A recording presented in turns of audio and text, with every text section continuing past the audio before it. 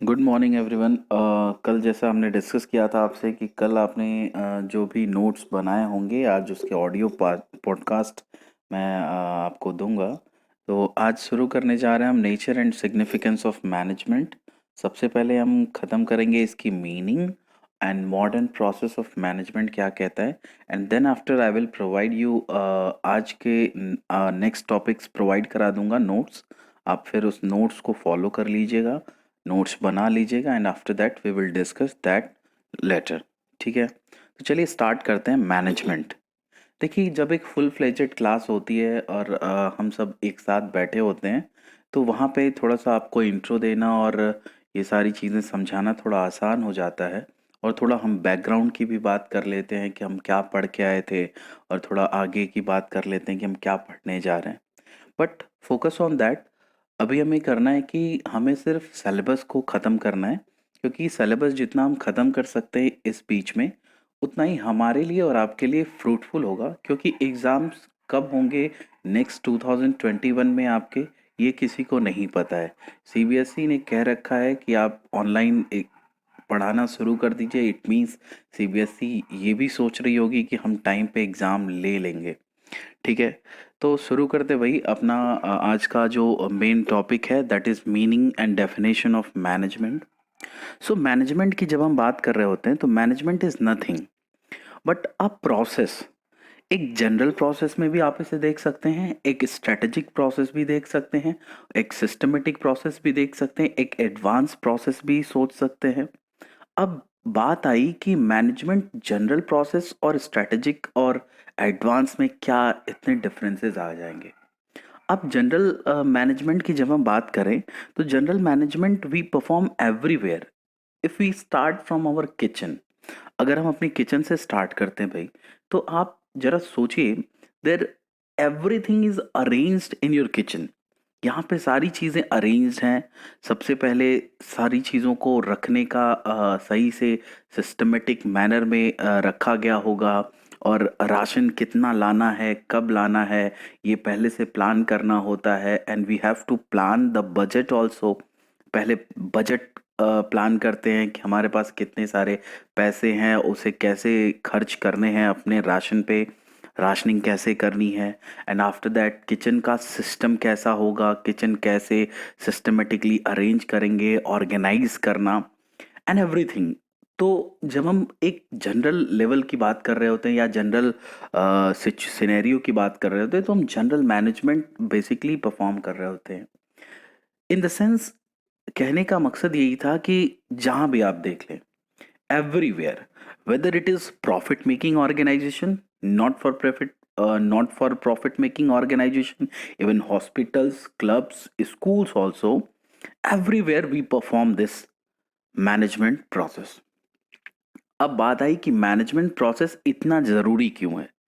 आज current scenario को लेके अगर चले हम, जो अभी करंट सिनेरियो चल रहा है आपके इतने बड़े व्यापक स्तर पे और इतने ग्लोबल लेवल पे, आपकी इकोनॉमी को, आपके हेल्थ को, आपके लोगों को इतने बड़े डिजीज ने अफेक्ट किया।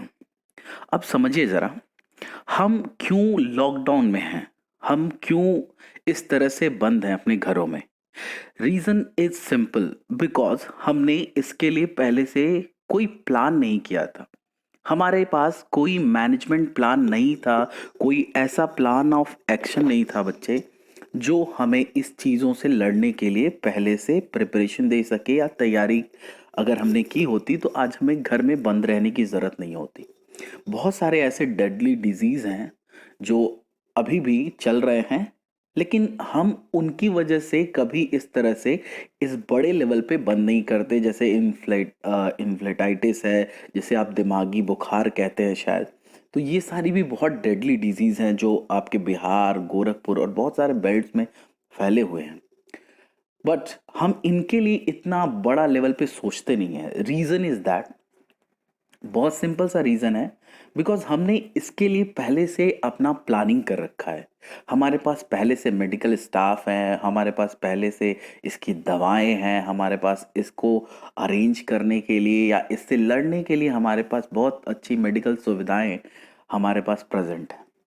अब बात आई कि क्यों हमने कोविड-19 या जिसे आप कोरोना कहते हैं, उसकी वजह से इतना बड़ा इकॉनमी को ठप होना पड़ा, पूरे वर्ल्ड इकॉनमी में इतना बड़ा लेवल पे लोगों ने नुकसान अभी तक झेल रखा है। The reason is simple. हमने अभी कोई प्लान नहीं किया था, हमने कोई मैनेजमेंट नहीं किया था। एंड नाउ द लॉकडाउन क्यों हुआ? रीजन इसका बहुत सिंपल था, because the government needs to manage everything related to that concern, related to that disease. अब बात आती है कि किस तरह से सरकार ने जो प्लान किया है इस डिजीज से लड़ने के लिए, चाहे हमारी सरकार हो चाहे पूरे वर्ल्ड की जितनी भी इंडिविजुअल्स गवर्नमेंट्स हैं उनकी बात कर लें अगर, तो सब लोगों ने अपने स्तर से अपने लेवल पे इससे लड़ने के लिए सबसे पहला काम यही किया कि अपने पूरे देश में लॉकडाउन लगाया, यानी लोगों को बोला कि आप घर में रहिए, because we need to plan everything, we need to organise everything. हमारे पास ना दवा थी इसके लिए, ना हमारे पास इतने बड़े लेवल पे मेडिकल स्टाफ थे, ना इतने बड़े लेवल पे हॉस्पिटल्स थे, लोगों को क्वारंटाइन करने के लिए इतनी सारी जगह नहीं मिलती अगर हमारे पास अचानक से बहुत सारे केसेस आ जाते। As you see, Italy, Iran, America, ये सारे इतनी एडवांस कंट्रीज हैं। जर्मनी देख लीजिए, मेडिकल के टर्म्स में वो बहुत एडवांस है। अब इन सारी चीज़ों के बावजूद अगर हम बात करें तो ये सारी कंट्रीज़ ने पहले से सोचा भी नहीं था कि इनके यहाँ इतने बड़े लेवल पे ये डिजीज़ अफेक्ट करेगा, and they have not plan anything, they have not managed anything.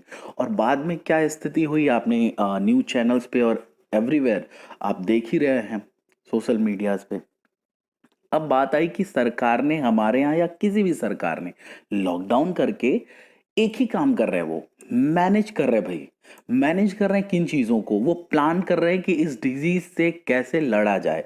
वो कई तरीके से प्लान कर रहे हैं। वो प्लान कर रहे हैं कि पहले इसको फैलने से कैसे रोका जाए, फिर वो प्लान कर रहे हैं कि इसको बड़े लेवल पे ना फैलने दिया जाए।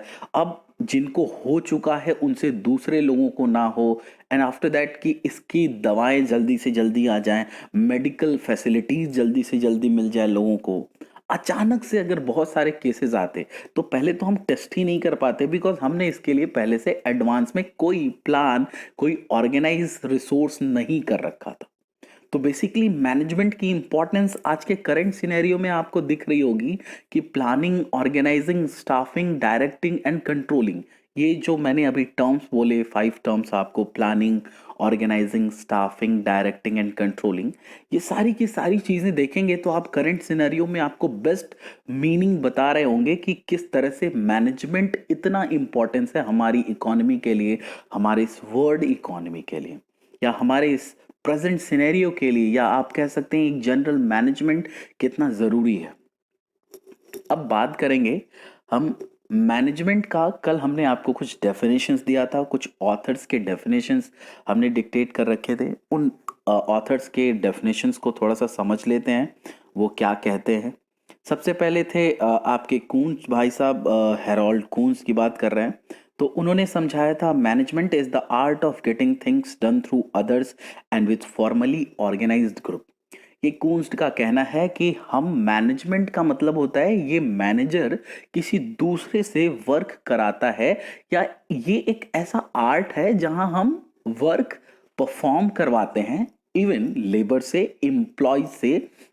It means manager has to just supervise, guide and plan everything systematically, that the work must be done in an effective and efficient manner।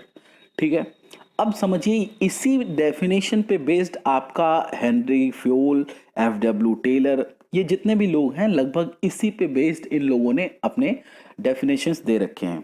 मैंने आपको कल 3 डेफिनेशंस दिए थे, 3 डेफिनेशंस इनफ हैं। अगर आप ये 3 डेफिनेशंस याद कर लेते हो तो काफ़ी है। जिसमें सेकंड था जॉर्ज आर टेरी का। उन्होंने कहा था कि management is a distinct process, मतलब मैनेजमेंट एक अलग अलग प्रोसेस है जहाँ पे हम बहुत सारी एक्टिविटीज़ परफॉर्म करते हैं। For example planning, organising, controlling and utilizing resources, and just getting the things done with in an effective and efficient manner। मतलब अगर देखा जाए, होल सोल समरी देखी जाए इन तीनों लोगों के डेफिनेशन की, तो ये यही कह रहे हैं कि मैनेजमेंट एक ऐसी इंटीग्रेटेड डाइवर्सिफाइड एक्टिविटीज है जहां पे हम बहुत सारे प्रोसेस परफॉर्म कर रहे होते हैं, और उन प्रोसेस का मेन मोटिव यही होता है to optimize the utilization of resources in an effective and efficient manner and getting things done through others। यानी दूसरों से किस तरह से हम बेहतर तरीके से काम करा सकते हैं। if you are a manager and your duty has to do, or your duty has, or your obligation has to perform some task, आप उस टास्क को कितने बेहतर तरीके से लोगों से करवा लेते हैं, that is your main ability and main performance criteria।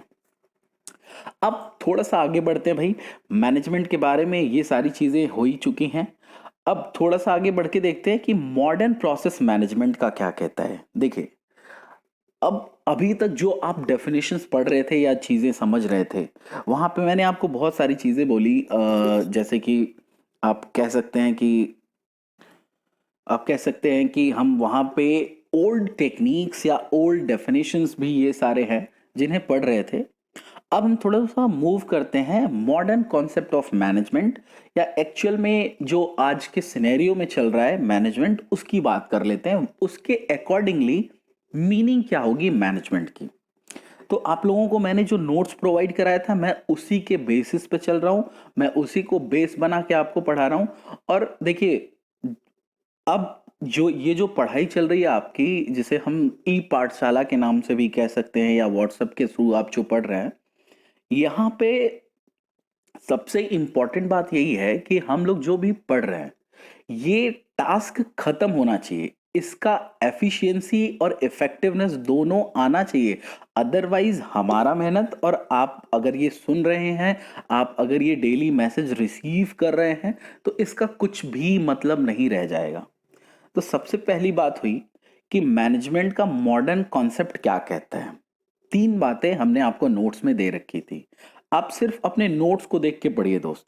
अगर आप सोचेंगे कि भाई नोट्स नहीं बनाएंगे, चलो ऐसे ही पढ़ते हैं, किताब खरीद लेंगे बाद में, तो नुकसान सिर्फ आपका होगा, क्योंकि मेरा एम यही है कि इस बीच में आपको एक या दो चैप्टर्स याद कराने हैं भाई।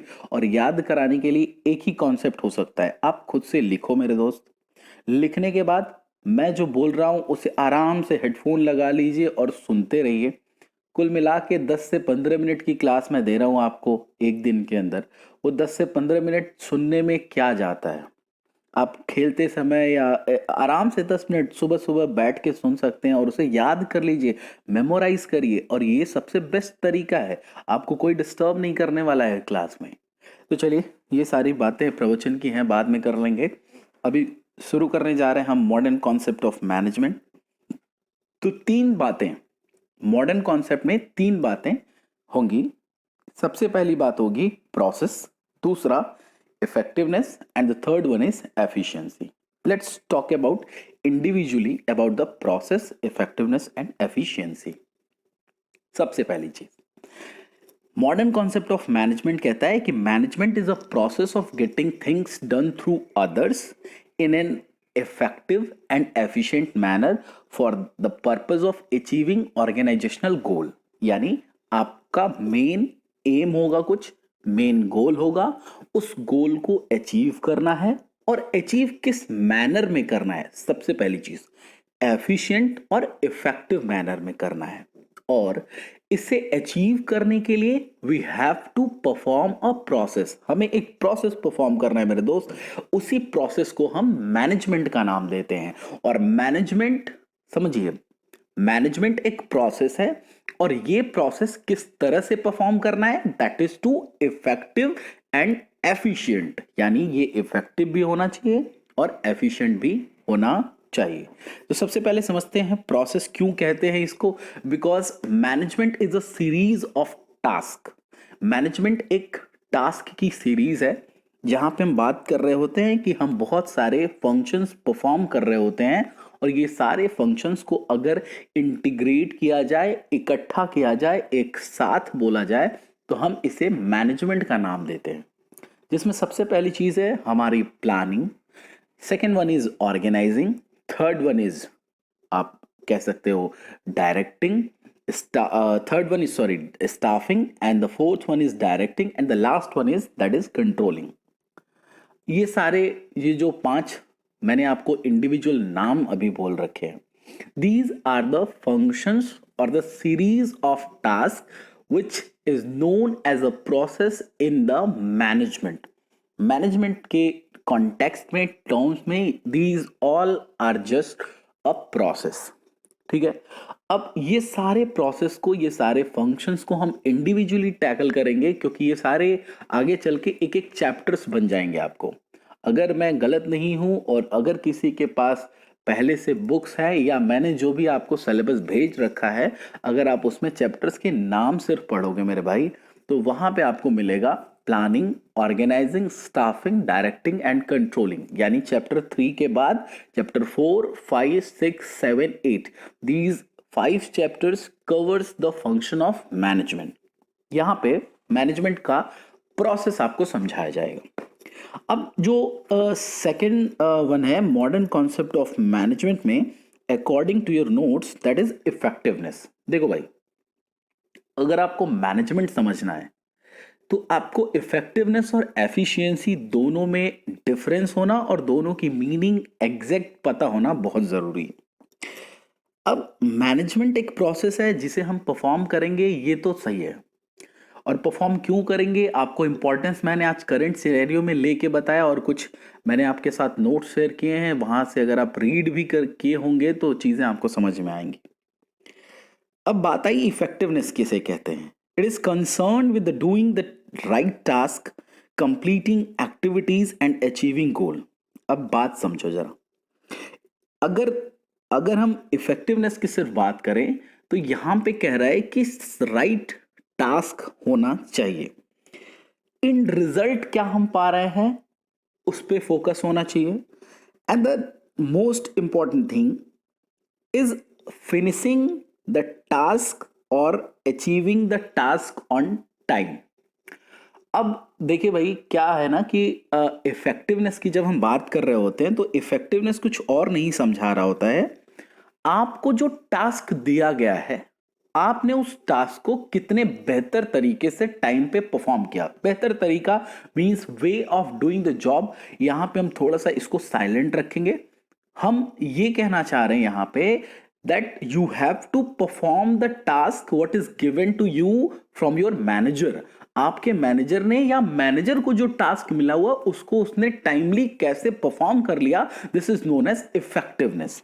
तो effectiveness is the best thing, जहां पे हम ये कह सकते हैं कि we have to perform the task given by the manager, या मैनेजर को जो टास्क दिया गया है वो मैनेजर टाइम पे परफॉर्म कर लेता है, that is known as effectiveness. अब बात करते हैं एफिशिएंसी की। देखिए, एफिशिएंसी बहुत ही जबरदस्त टर्म है। ये लाइफ के लिए भी बेहतर है, और मैनेजमेंट के लिए तो सबसे बेस्ट है। अब एफिशिएंसी क्या कहता है? Efficiency just a simple thing, right way of doing the right way of doing the task with minimum cost. अब बात समझो जरा, यहां पे बात हो रही है तरीके की, और वो तरीका कैसा होना चाहिए, राइट वे। अब राइट वे क्या है? अगर कोई टास्क हमें दिया गया है and we have to perform that task, और वो टास्क का सही तरीका क्या है, ये डिसाइड कैसे होगा? अब डिसाइड करने का बहुत सिंपल सा तरीका है। आपको अगर हमने कोई टास्क दिया, फॉर एग्जाम्पल, आप अगर कभी किचन में अपने गए हो और वहां पे आपको चाय बनाने के लिए कहा गया, या कुछ भी ऐसा स्टफ बनाने के लिए कहा गया हो, और आप पहुंचते ही किचन में, आप अभी नए नए हैं और आप कभी किचन में दर्शन भी नहीं किए, स्पेशली फॉर बॉयज जो किचन में नहीं जाते, मैं उनकी बात कर रहा हूँ। अब वो किचन में चाय बनाने के लिए तो गए हैं, लेकिन जब चाय बनाना उन्होंने शुरू किया, तो चाय तो बनी सिर्फ 1 कप, लेकिन जो मटेरियल था चाय का, वो पता नहीं कितने कप का मटेरियल उन्होंने बर्बाद कर दिया किचन में। फॉर एग्जाम्पल, जितनी चीनी चाय में पड़नी चाहिए थी उससे ज्यादा चीनी पड़ गई, और कहीं उससे ज्यादा चीनी उस किचन के प्लेटफॉर्म पे गिरा दी उन्होंने। ऐसा ही कुछ चाय पत्ती के साथ किया, ऐसा ही कुछ मिल्क के साथ किया होगा। अब बात आपको ये समझ में आ रही होगी कि आपने टास्क तो परफॉर्म किया, वो एक कप चाय बनी तो जरूर, बट क्या हमने उस चाय को बेहतर तरीके से बनाया? द आंसर इज यस और नो। आप डिसाइड कर लीजिए और जो जिस तरह से चाय बनाते हो उस अपने आप को रिलेट कर लें। अब बात आई कि भाई आपकी चाय तो बनी है बट उसका तरीका सही नहीं है, राइट वे नहीं है। और ये राइट वे क्यों नहीं है? Because of cost maximisation.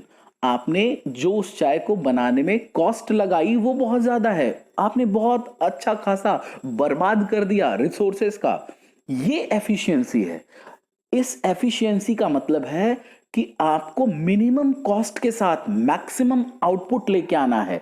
तो एफिशिएंसी हमें सिर्फ इतना सिखाता है that while we are performing a task, while we are performing the series of tasks in the management, this is the role and importance of every manager, that they have to perform their task with minimum cost। बात करते हैं minimum cost की। तो minimum cost क्या होता है? अब इस पे डिस्कशन बहुत ज्यादा तो नहीं कर सकते, लेकिन हाँ एक बात बहुत सही है कि मिनिमम का मतलब है optimum. Optimum in the sense कि आप जितना जरूरत है सिर्फ उतने की यूज करें, और अगर उससे ज्यादा आपने खर्चा किया, फॉर एग्जाम्पल आपका कॉम्पिटिटर अगर एक यूनिट 50 रुपए में बना रहा है और आपने भी एक यूनिट बनाया जरूर, उससे पहले बना दिया, लेकिन उस एक यूनिट को बनाने में आपका जो खर्चा है वो 60 रुपए लग गए या 55 रुपए लग गए, आप इजीली मार्केट में लूज कर चुके होंगे। आप मार्केट में अपने आप को कहीं भी जीता नहीं सकते। रीजन यही है कि आपकी कॉस्टिंग ज्यादा हो गई। आपकी कॉस्टिंग ज्यादा हुई, आप प्रोडक्ट महंगा बेचोगे, प्रोडक्ट महंगा बिकेगा तो आपका प्रॉफिट मार्जिन कम हो जाएगा और आपके कॉम्पिटिटर्स का प्रॉफिट मार्जिन बहुत ज्यादा रहेगा और आपसे कम दाम पे वो बेच के मार्केट का लीडर हो सकता है। फॉर एग्जाम्पल हम बहुत सारी ऐसी कंपनियों को जानते हैं जो हमारे यहाँ इतनी बेहतर क्वालिटी की सर्विसेज देती हैं। क्वालिटी में कह रहा हूं, क्वालिटी कंट्रोल उनका बहुत अच्छा होता है और साथ में प्राइस का मार्जिन बहुत ही बेहतर अकॉर्डिंग टू द कस्टमर। मतलब वो कस्टमर जिस रेंज पे चाहता है उस रेंज पे उनको ले आके वो प्रोडक्ट दे रहे होते हैं, और that's why they are the leader of the market. और जो नई कंपनियां होती हैं या जिनका मैनेजमेंट फैसिलिटी या जिनका कॉस्ट कटिंग इतना बेहतर नहीं होता है, उन्हें थोड़ा सा मार्केट में स्ट्रगल भी करना पड़ता है और प्रॉफिट उनका उतना नहीं हो पाता है। ऐसी बहुत सारी कंपनियां हैं, आप एनालिसिस करेंगे तो आपको बाजार में दिख जाएंगी। तो ये बात रही मॉडर्न कॉन्सेप्ट ऑफ मैनेजमेंट की। आज हमने डिस्कस किया meaning of management, definition of management, और करंट सिनारियो में मैनेजमेंट के क्या इंपॉर्टेंस है इस पे भी हमने थोड़ा सा आपको इनलाइट किया है। अब आप अपने नोट्स और इस ऑडियो पॉडकास्ट के साथ इतने सारे टॉपिक्स को जल्दी से जल्दी रिवाइज कर लीजिए। एक और आपको मैं अभी डिटेल दे दूंगा कि मैं difference between effectiveness and efficiency के नोट्स आपको दूंगा, और वो नेक्स्ट वाले जो भी ऑडियो पॉडकास्ट रहेगा या वीडियो उसमें मैं आपसे डिस्कस कर लूंगा। और रही बात आगे की, तो आगे की क्लासेस की सबसे पहले मैं आपको नोट्स प्रोवाइड कराऊंगा जैसे कल हुआ था। कल मैंने आपको नोट्स दिया था, आज ऑडियो पॉडकास्ट दे रहा हूँ, और ये एक दिन पहले नोट्स देने का सिर्फ एक ही मकसद है कि आप पहले उसे पढ़ लें, आप उसे लिख लें, फिर आप उसे सुन लें, और उसके बाद याद करने की ज़रूरत नहीं भाई, आपको याद हो चुका है। आप अपने आप से पूछिए अगर आपने ईमानदारी से ये तीनों काम कर रखा है तो। ठीक है। सो इसके बारे में डिस्कशन फिर से करेंगे। अच्छा, सबसे इम्पोर्टेंट चीज़ की जो भी आपकी क्वेरीज होगी वो क्वेरीज मुझे सेंड कर सकते हैं आप 12 से 1 के बीच में मेरे इंडिविजुअल व्हाट्सअप नंबर पे। यही मेरा व्हाट्सअप नंबर है जो इस ग्रुप में है। आप इंडिविजुअली मुझे मैसेज सेंड कर दीजिएगा एंड आफ्टर दैट मैं आपके वो रिप्लाईज मे बी पब्लिकली इस ग्रुप में डाल दूं या इंडिविजुअली आपको टैकल कर दूं, बेस्ड कि कितने लोगों के और वो जो भी आपके क्वेरीज आते हैं वो कितने लोगों के सेम क्वेरीज हैं। अगर सेम क्वेरीज बहुत सारे लोगों के रहेंगे तो मैं उस पर फिर से बोल सकता हूँ। ठीक है। तो चलिए, ख्याल रखिए अपना और पढ़ते रहिए। और सब बहुत इंपॉर्टेंट है इसलिए कह रहा हूँ क्योंकि ये सारे टॉपिक्स हम लोग रिविजिट नहीं करेंगे जब एग्जाम्स या स्कूल आपके रीओपन्स होंगे तब, क्योंकि हम इसे फाइनल असेसमेंट लेके चल रहे हैं। आपकी हेल्प जरूर की जाएगी आप अभी से पढ़ना शुरू करें। टाटा, bye bye, good night and stay safe.